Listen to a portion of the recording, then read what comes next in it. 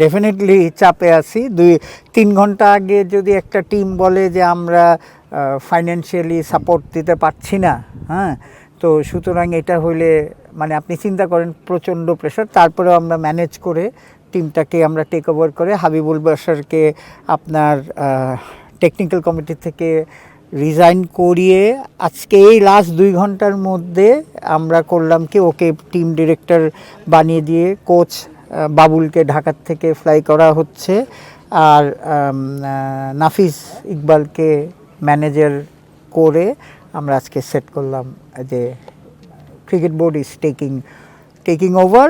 আর যে চিঠিটা আমাদের দিয়েছে আমরা এটা লিগ্যাল ওপিনিয়নের জন্যে আমাদের লিগ্যাল টিমকে পাঠিয়েছি। সেটাই তো যে কতটা দেখেন, আমরা তো অ্যাকচুয়ালি এই টিম যখন নেওয়ার সময় আমরা কিন্তু ফাইন্যান্সিয়াল অডিটর দিয়ে ওদের অডিট রিপোর্ট ব্যাংক ট্যাঙ্ক চেক করে তারপরে আবার আপনার আমাদের সিআইডি দিয়েও অন্যান্য চেক করিয়ে মানে গভর্নমেন্ট এজেন্সি দিয়ে চেক করিয়ে নেওয়া হয়েছে। সবাই ব্যর্থ মনে হয়।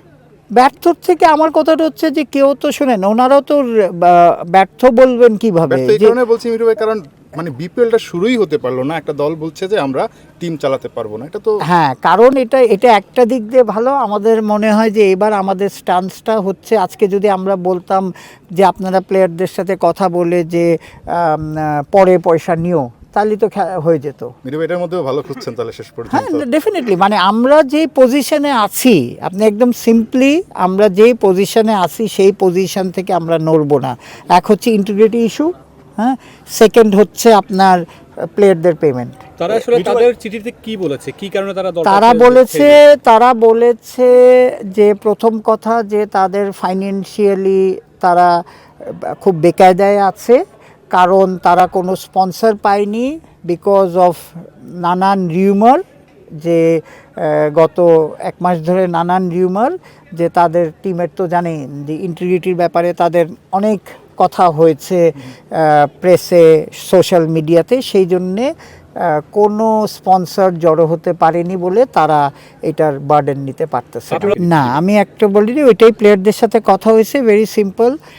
অকশনে যা হয়েছে সেটা আমরা ফুললি কভার করব, এবং যে এই ব্যাপারে যে যেহেতু আমরা টেক ওভার করেছি, যে if they can show a contract, আপনার সাথে যদি একটা কন্ট্রাক্ট থেকে জারি, কোচ হোক কি হোক, যে কন্ট্রাক্টটা আমাদের দেখাতে পারলে আমরা ওই কন্ট্রাক্টটাকে মেনটেন করব।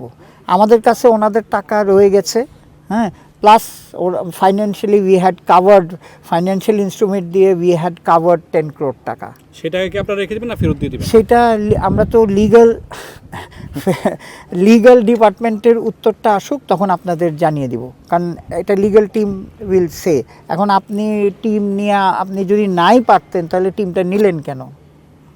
সো আমাদের কোয়েশ্চেন হচ্ছে এটার যে সবাইকে অ্যাংজাইটিতে ফেলে জাস্ট 3 ঘন্টা আগে আপনি চিন্তা করেন যে 3 ঘন্টা আগে আপনি আমাদের না করে দিচ্ছেন। এখন এই অবস্থা নাইম শেখ তো ড্রাফটে আসার নাম ছিল, এবং ড্রাফটের থেকে তিনি আসলে 1,10,00,000 টাকা এখান থেকে সেল হয়েছেন। আসলে সেটা তো পুরোটা তিনি পাচ্ছেন 100%। শুনেন, এনি স্টেজ না, বাট আমি সব সময় আগেও বলেছি যে এত শর্ট টাইমে, বুঝছেন, সবচেয়ে বড় হচ্ছে যে টাইমটা আমরা পেয়েছি। আমি অক্টোবরের বোধহয় 12-13 তারিখে রেসপন্সিবিলিটি পেয়েছি। আজকে দেখেন এত শর্ট টাইমে এত কিছু করা, এরকম হয়তো যে আগের টিম ছিল, হ্যাঁ, তাহলে কিন্তু খুব সহজ হতো। মানে আমরা তো সব নতুন করে টিম নিতে হয়েছে, কারণ আগের কন্ট্রাক্টগুলি সব আপনার শেষ হয়ে গেছিলো। এই এত কিছু করে 2 মাসে এত বড় টুর্নামেন্ট অ্যাকচুয়ালি ভেরি ডিফিকাল্ট। এই ডিসিশনটা তো না নিলেই ভালো হতো মনে হয়, বিতর্কিত করার চেয়ে তো না করাটাই ভালো মনে হয়। এটা তো আমার ডিসিশন না, কথাটা বুঝছেন, এটা কালেকটিভলি উপর থেকে ডিসিশন নেওয়া হয়েছে, নিয়ে বলেছে যেটা করতে হবে। আমাকে আপনি বলতে পারেন যে আপনি এত বড় রেসপন্সিবিলিটি নিলে মিঠু ভাই, যদি এখন আরো বড় ব্ল্যান্ডার হয়, কারণ একটু আগে নোয়াখালী এক্সপ্রেসের 2 জন কোচ মাঠ ছেড়ে চলে গেছে, যে আপনারা একটা টিম যাচাই বাছাই করে দিয়েছেন, ওরা বলই দিতে পারে না, 2টা বল দিয়ে এত বড় একটা দল প্র্যাকটিস করে। না, এটাই শুনলাম যে তাদের বলে ঢাকার থেকে ফ্লাইট আসতেছে না বলে তারা ইয়ে না, কিন্তু তারপরেও তারা পেমেন্টটা দিয়ে দিয়েছে। একটা গুড নিউজ হচ্ছে যে দেখেন রংপুর রাইডার্স 50% পেমেন্ট দিয়ে দিয়েছে, রাজশাহী 25% দিয়েছে, তারপরে ঢাকা 25% দিয়েছে, একটু আগে বলে আপনার নোয়াখালীও 25% দিয়ে দিয়েছে, অ্যান্ড বিকালে বলে সিলেট দিয়ে দিবে। Stella featuring next level. Well done, side by side, free. সেটা that means they are unprofessional.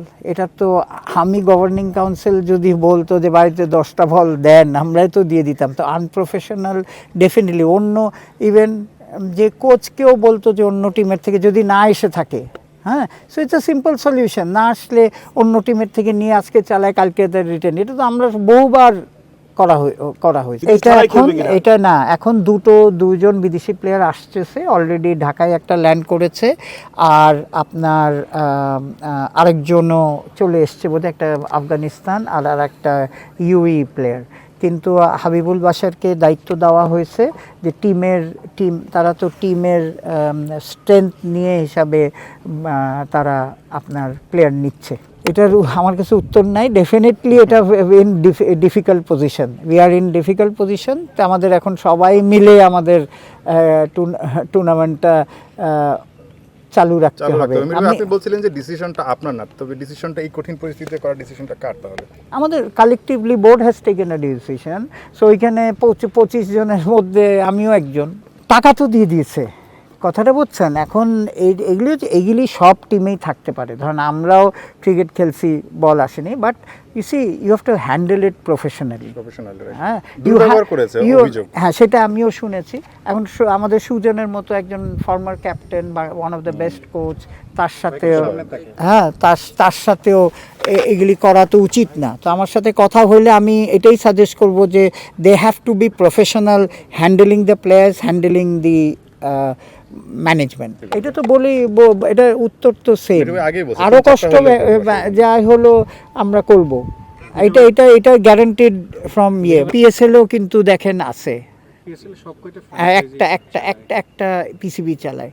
So আপনি বলতে আপনি যদি বলেন বলতে পারেন, কিন্তু রাইট নাও আমার মাঠে খেলা গড়াতে হবে। So priority is that. আমার এখন সিম্পল প্রায়োরিটি, নাম্বার 1 প্রায়োরিটি মাঠে গড়াতে হবে। সেকেন্ড হচ্ছে প্লেয়াররা যাতে সব টাকা পায়। থার্ড হচ্ছে যাতে আপনার ইন্টিগ্রিটিটা ঠিক থাকে। ট্রেমেন্ডাস কিন্তু প্রেশারে আছে টিমরা, আপনি জিজ্ঞেস করে দেখতে পারেন। হ্যাঁ, আর ফোর্থ হচ্ছে যে ভালো উইকেটে ক্রিকেটটা ভালো হয়। আর আপনি তো জানেন, দেখেন প্রথম 3 দিনের ম্যাচের 1 কোটি টাকার উপর টিকিট সেল হয়ে গেছে। আমরা এটাও আপনাকে দিয়ে দিব।